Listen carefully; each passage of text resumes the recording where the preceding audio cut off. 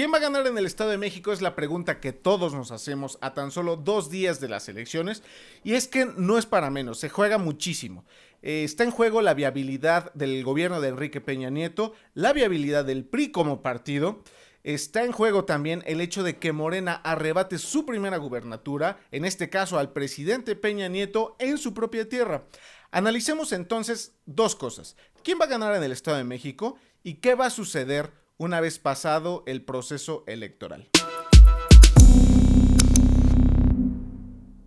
Comencemos analizando qué es lo que dicen las encuestas tradicionales. No hay un acuerdo al respecto. Unas señalan que es Alfredo del Mazo el puntero y otras dicen que es Delfina Gómez quien se va a llevar la elección. Hay ejercicios que hablan de una diferencia de entre 3 y 5 puntos porcentuales, pero otros dicen que todo está dentro del margen de error estadístico. Entonces, no hay acuerdo y el ganador puede ser cualquiera de los dos. Pero hay elementos que las encuestas están midiendo y de los que no se habla con tanta insistencia en los medios de comunicación. Por ejemplo, el primero de ellos es el voto anti-PRI. Tanto las encuestas de Reforma como el Universal han hablado de que hay un voto de entre 40 y 50% que nunca votaría por este partido. Hay que decir que este voto puede repartirse entre las distintas opciones políticas. El segundo elemento son aquellas personas que quieren ver alternancia en sus estados. Por ejemplo, en el Estado de México y en Coahuila, según las mediciones, hay entre 70 y 80% de los posibles votantes que dicen que sería bueno o muy bueno cambiar al partido en el poder. ¿Y qué creen? Que el partido en el poder, tanto en Coahuila como en el Estado de México, es el PRI. El tercer elemento es el voto oculto, es decir, aquellas personas que cuando se les pregunta en una encuesta por quién votarían en una elección, no revelan su preferencia. En el Estado de México, de manera particular, estamos hablando que entre un 20 y un 30% de los encuestados en diferentes ejercicios no quisieron decir por quién iban a votar. Este hecho, este fenómeno del voto oculto, de manera repetida y en distintas elecciones, ha afectado al PRI de manera mayoritaria. Estos tres criterios que enumeramos a partir de las encuestas tradicionales pueden inclinar la balanza, si hablamos del Estado de México, en favor de Delfina Gómez. Ahora revisemos lo que dicen Internet y las redes sociales. Si tomamos como referencia el sistema Cirrus Media, que en política en línea también usamos para hacer análisis, vamos a ver que Delfina Gómez no solo alcanzó mayor número de menciones a lo largo de la campaña desde principios de abril y hasta la fecha, sino que logró mayor número de interacción de los usuarios con su propio contenido y con el contenido que se refería a ella. Este hecho es muy importante. En política en línea ya lo hemos estudiado.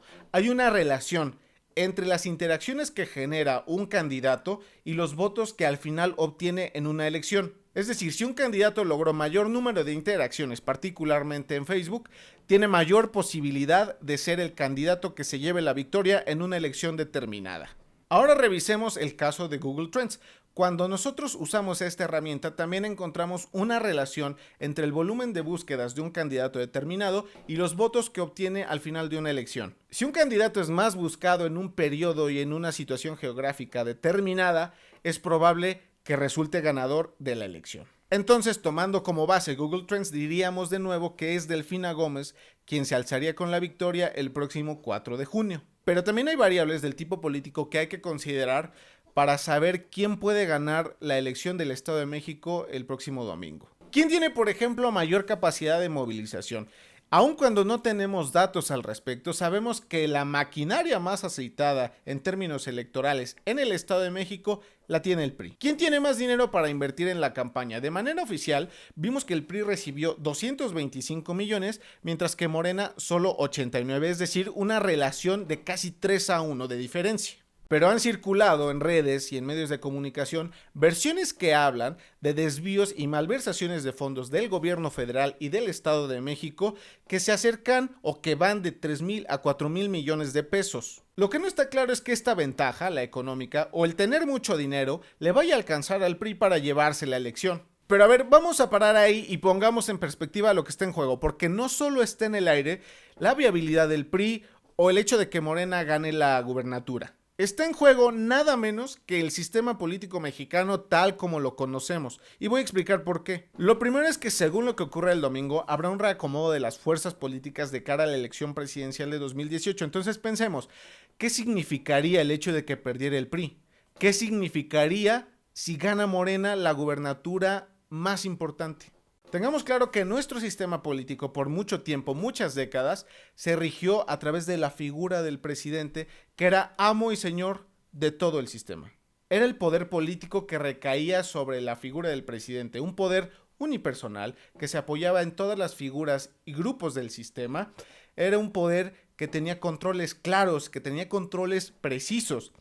Este poder se ha ido erosionando con el tiempo y con cada vez más rapidez. Una derrota del PRI lograría acelerar este cambio profundísimo que estamos viviendo de nuestro sistema político. Es decir, estaríamos pasando de este poder presidencial al poder repartido ya en distintos grupos, en distintas asociaciones, y que daría todavía mucho mayor protagonismo a los partidos políticos. Tengamos en cuenta que esta realidad la estamos viviendo sin que necesariamente exista un consenso entre la sociedad civil, entre los empresarios, entre los distintos grupos de interés, entre las distintas fuerzas políticas. Entonces, el sistema está cambiando, México está transformándose de una manera súper acelerada y no se ve que estemos haciendo lo necesario para adecuarnos a esta nueva realidad. Entonces ahí está el reto y ahí está el debate. No solo discutamos quién gana en el Estado de México, sino qué estamos construyendo hoy en esta realidad política. Muchas gracias por ver este video. Si te pareció útil, ayúdanos a compartirlo con más personas y sobre todo te invito a que te unas a esta comunidad, que te suscribas a este canal de análisis, de investigación, de crítica inteligente e independiente. Visita también nuestro sitio www.politicaenlinea.com. Ahí tienes a tu disposición el ranking de influencia en Twitter de los políticos, medios y periodistas mexicanos. Explóralo, navégalo y compártenos tu experiencia para seguir hablando de esta herramienta en este espacio. Síguenos también en nuestras redes, estamos en Facebook, estamos en Twitter, te dejo en la descripción las ligas a estas plataformas, también te dejo mis redes sociales personales para que ahí compartamos e intercambiemos comentarios sobre lo que acontece en la política nacional. Yo te espero en el siguiente video, mi nombre es Jesús Caudillo, hasta entonces.